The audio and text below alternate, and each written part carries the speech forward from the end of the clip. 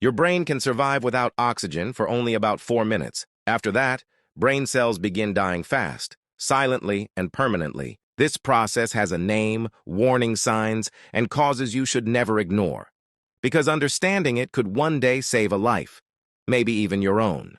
But before we begin, you've got 3 seconds to subscribe.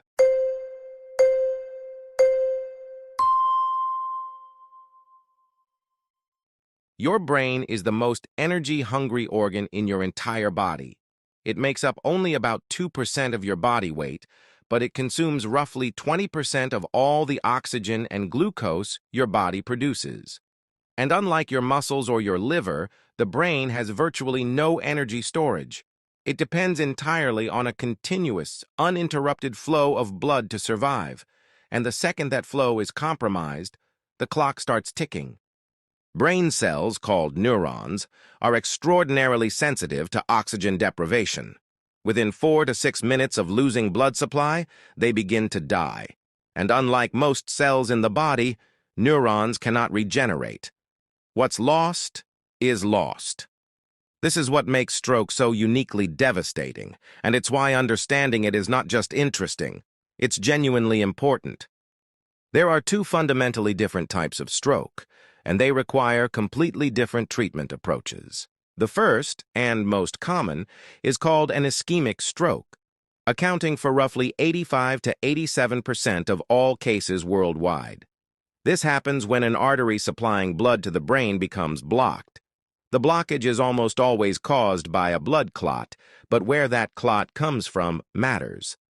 In some cases, it forms directly inside a cerebral artery, usually because the vessel wall has been damaged and narrowed over years by a buildup of fatty deposits, a process called atherosclerosis. In other cases, the clot originates somewhere else entirely, most often inside the heart, and then travels through the bloodstream until it reaches an artery in the brain that's too narrow for it to pass through. This is called a cardioembolic stroke, and it's particularly common in people with atrial fibrillation, an irregular heart rhythm that allows blood to pool and clot inside the heart chambers. Either way, the result is the same. Blood flow stops, oxygen stops, and the tissue downstream begins to die. The area of dead brain tissue is called an infarct, and the still damaged but not yet dead tissue surrounding it is called the penumbra. This penumbra is critically important because it's the tissue doctors are racing to save when a stroke patient arrives at the hospital. The second type is a hemorrhagic stroke, and it works in the opposite way. Here, a blood vessel doesn't get blocked. It ruptures. Blood spills directly into the brain tissue or into the space surrounding the brain, creating pressure, disrupting normal function, and damaging cells that weren't even in the original path of the rupture. There are 2 subtypes. An intracerebral hemorrhage happens when a vessel bleeds directly into the brain tissue itself, often as a result of chronically high blood pressure weakening the vessel walls over time.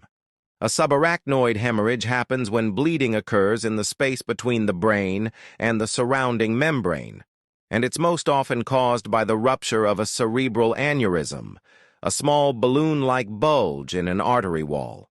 Patients often describe it as the worst headache of their life, sudden and absolutely thunderous in its onset. Hemorrhagic strokes are less common than ischemic ones, but they carry a significantly higher mortality rate. Then there is a third category, one that is critically underestimated. The TIA, or transient ischemic attack, often called a mini-stroke, though that term undersells how serious it actually is. In a TIA, the blockage is temporary. The clot dissolves on its own, blood flow is restored, and the symptoms, which are identical to those of a full stroke, disappear within minutes to hours, without leaving permanent damage. Most people experience this, feel relieved that it passed, and do nothing. This is one of the most dangerous mistakes a person can make.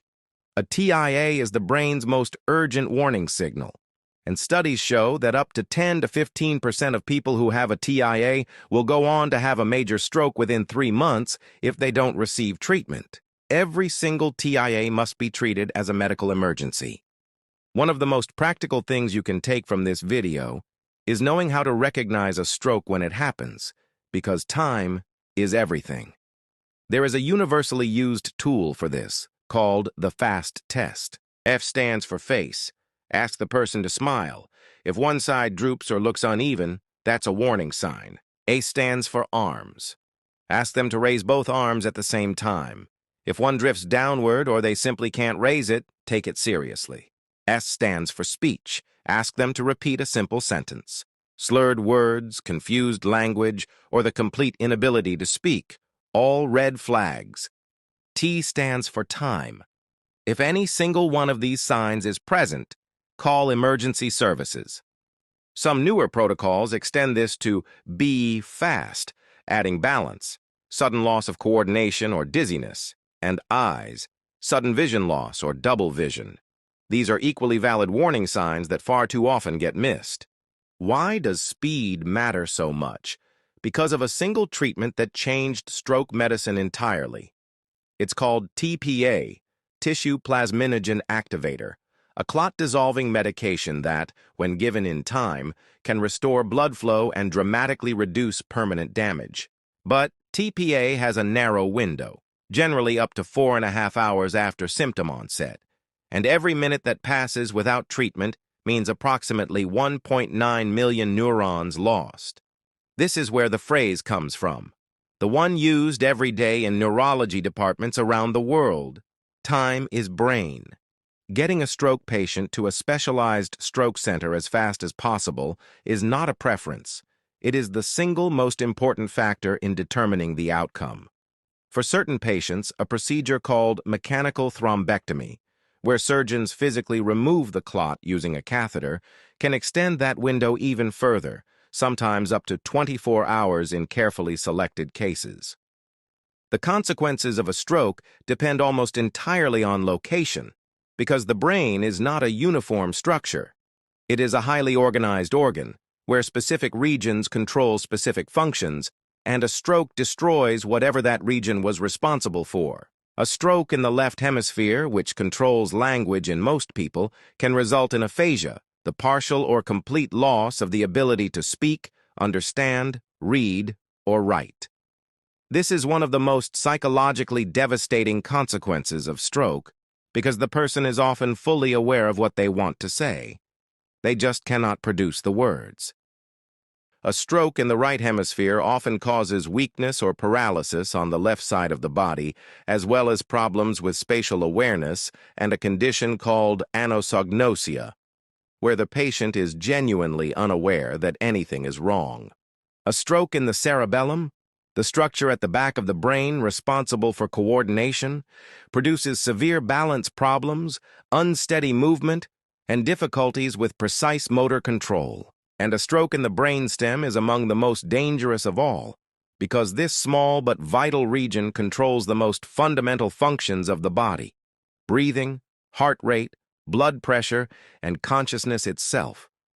Brainstem strokes can cause locked-in syndrome, a condition where the patient is fully aware and conscious, but almost completely unable to move or communicate.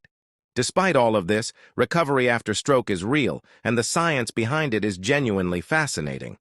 The brain possesses a quality called neuroplasticity, the ability to reorganize its own structure and function in response to damage. When neurons in one area are destroyed, neighboring regions can sometimes take over their functions, forming new connections through intensive use and repetition. Physical therapy rebuilds motor function by repeatedly activating the neural pathways involved in movement. Speech therapy does the same for language. The brain adapts, but only when it is pushed to adapt.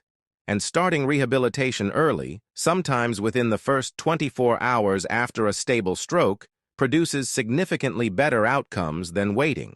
But of course, the most powerful intervention in all of stroke medicine is prevention. And this is where the conversation becomes personal for almost everyone. High blood pressure is far and away the single most important modifiable risk factor for stroke. It silently damages the walls of blood vessels over years and decades, making them stiff, narrow, and prone to blockage or rupture.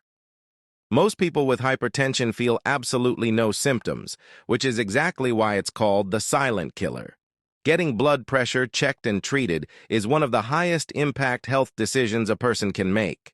Atrial fibrillation multiplies stroke risk by a factor of 4 to 5. Smoking causes direct and progressive damage to vessel walls, accelerates atherosclerosis, and increases clotting tendency. But the risk begins to fall almost immediately after quitting.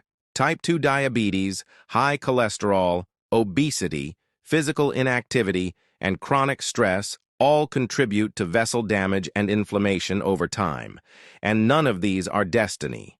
All of them respond to lifestyle changes and medical treatment. There is also something worth saying about stroke in younger people. In younger patients, the causes are often different. Conditions like a small hole between the heart chambers that failed to close after birth, arterial tears, or rare genetic clotting disorders. This is not a disease that belongs only to the elderly.